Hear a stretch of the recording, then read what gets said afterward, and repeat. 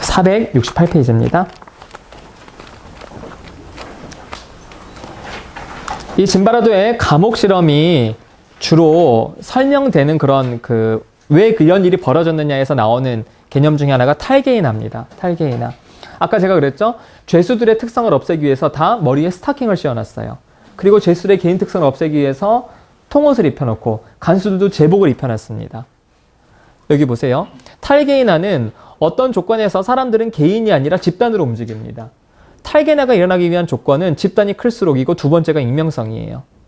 제가 이제 2002년 그 월드컵 거리영원 사진을 이렇게 붙여놨습니다. 엄청나게 많은 사람들이 모였죠? 근데 모두 같은 옷을 입고 있습니다. 그렇죠? 이렇게 되면은 사람들이 개인이 아니라 집단으로 움직여요. 이거를 의도적으로 조장하는 데가 군대예요. 군대에서는 삭발을 시킵니다. 제복을 입혀요.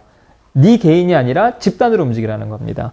그래서 탈개인화는 여러분이 아시는 군중 심리하고도 맞물려 있습니다.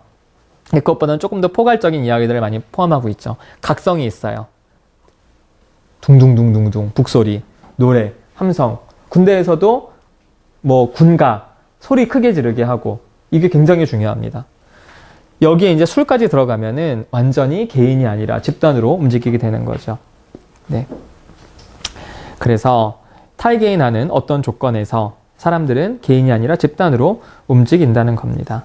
예전에 제가 어느 신문을 봤었는데 어느 중학교에서 소풍을 갔어요. 근데 이제 밥을 먹어야 되는데 어느 이제 공원에서 애들이 이제 도시락도 먹고 하는데 도시락을 안 싸온 아이들이 작은 편의점으로 들어갔어요.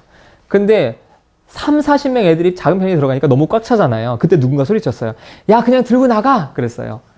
그래서 그 편의점에 몽땅 털린 사건이 있었어요. 그게 왜 가능했습니까? 제복, 교복, 개인이 드러나지 않죠. 그렇죠? 그리고 많은 사람들이 있죠. 좁은 공간에. 그때 사람들은 긴장하고 흥분합니다. 그때 소수가 어떻게 선동에 따라서 다 도둑놈이 될 수도 있고, 그렇죠? 혹은 소위 말해서 민주화운동으로 갈 수도 있는 거예요. 원리는 똑같습니다. 선동꾼이 있어요. 그럼 다수는 따라가게 되는 겁니다. 제가 이제 이걸 가지고 좀 이렇게 설명을 했던 게, 프랑스 혁명. 저도 이제 예전에 책을 쓰면서 그걸 좀 봤었는데, 우리는 프랑스 혁명이 어떤 민주주의의 가치를 드높인 운동이다. 그리고 굉장히 시민들이 조직적으로 움직이는 운동이라고 생각하는데, 여러분 프랑스 혁명 다음에 다시 프랑스는 군주제로 다시 돌아가요. 여러분 잘 아시는 누구죠? 나폴레옹이잖아요. 진짜 프랑스 국민들이 시민정신이 있어서 프랑스 혁명을 했던 걸까요? 프랑스 혁명의 시작은 바스티유 감옥 습격 사건이죠. 전 예전에 기억나요. 바스티유 감옥은 정치범들이 많은, 그래서 전제 정치의 상징이었다. 그래서 시민군들이 의도적으로, 근데 자료를 찾아보니까 놀라웠게도 바스티유 감옥은요, 정치범들이 하나도 없었어요. 잡범들과 정치로 문제 있는 사람들이 서너 명이 있었어요. 그런데 3부회의를 하면서, 세금 때문에 3부회의를 하면서 프랑스 파리 시내에 무슨 게 돌았냐면은, 야, 우리 왕이 우리를 죽이려고 저 파리 외곽에 전차들을 동원했다.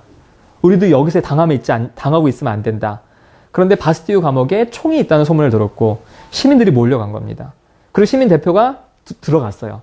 그래서 거기 바스티유 감옥에 있는 그 사람과 우리 총 좀 줘요. 그랬더니 왜 총이 필요하니? 이렇게 얘기를 하고 있는 과정 중에서 시민들이 흥분할 겁니다. 왜 이렇게 안 나오지? 가서 죽은 거 아니야? 그러면서 우리도 들어가서 우리 대표들을 구하자. 그래서 막 바스티유 감옥을 두드리기 시작한 거예요. 그러니까 안에 있던 사람들이 이거 무슨 일이야 하는데 막 몰려오거든요. 그런데 그때 누가 실수로 총을 쏜 거예요. 군중들을 향해서. 그러니까 오발탄이 터진 거예요. 그때부터 야, 우리가 함정이다, 당했다. 우리가 여기 때려 부수자. 때려 부수고 갔는데 대표는 감옥 담당자랑 얘기를 잘하고 있던 거예요. 그러니까 바스티유 감옥이 어처구니 없게 함락이 됐는데 그 안에는 정치범들이 하나도 없었어요. 이건 제 얘기가 아니라 실제 역사 얘기입니다. 그런데 항상 혁명은 미화돼요. 그렇죠? 그래서 수많은 역사책에서 그렇게 그 혁명군의 입장에서 쓰여진 얘기들이 아직까지 내려오는 경우들이 있는데, 제가 이제 역사 자료를 많이 찾아보면서 진실은 사실 이거였구나. 그럼 왜 거기서 그런 일이 일어났겠냐? 모두 비슷한 사람들. 그렇죠? 그리고 집단이 크죠. 웅성웅성거려요. 통제가 안 되는 겁니다. 그러니까 사람들이 집단으로 움직이면서 일을 벌이기 시작한 거예요. 그리고 나서 얼마나 많은 사람들이 길로틴에서 죽었어요. 그렇죠? 다 죽였어요. 근데 그 혁명을 주도했던 사람들도 결국엔 처형당하기도 하고, 그러다가 갑자기 또 나폴레옹 나타나서 왕놀이 하다가 이제 이런 일이 이제 벌어졌죠. 그래서 이제 그런 것들도 사실은 탈게이너 속에서 움직인다. 그런데 탈게이너에서 핵심적인 거는 소수의 영향입니다. 2002년 거리 응원은 굉장히 깔끔했습니다. 그렇죠? 붉은 악마가 있었기 때문에 붉은 악마 주도로 거리 청소가 다 깨끗하게 됐죠. 2006년은 붉은 악마가 해체됐었어요, 그때. 그래서 거리 응원을 자기네가 주도하지 않고 기업 측에서 주도했는데 선동꾼이 얻는 겁니다. 그러니까 사람들이 다 버리고 가는 거예요. 그래서 2006년 월드컵 때 2002년과 대비해서 너무 차이가 난다 이런 얘기들이 있기도 했습니다.